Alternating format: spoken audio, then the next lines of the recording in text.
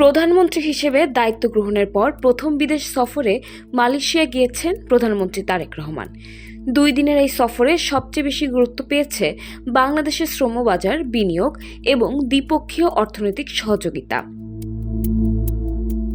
কুয়ালালামপুরে মালয়েশিয়ার প্রধানমন্ত্রী আনোয়ার ইব্রাহিমের সঙ্গে বৈঠকে আলোচনা করা হয় দীর্ঘদিন ধরে অনিশ্চয়তায় থাকা মালয়েশিয়ার শ্রমবাজার পুনরায় চালুর বিষয়টিকে নিয়ে।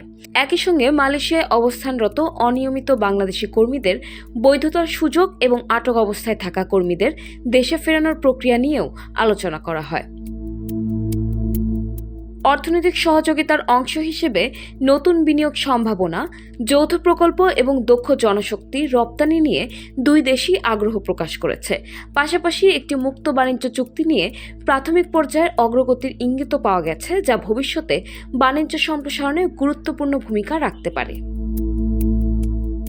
সফরকালে একটি সমঝোতা স্মারক স্বাক্ষর এবং কয়েকটি সহযোগিতা দলিল বিনিময়ের কথাও উঠে আসে।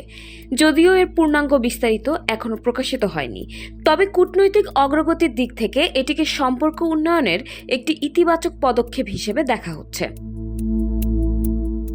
মালয়েশিয়া বাংলাদেশের অন্যতম প্রধান প্রবাসী শ্রমিক গন্তব্য এবং এই বাজার খুললে প্রবাসী আয়ে বড় ধরনের প্রভাব পড়তে পারে।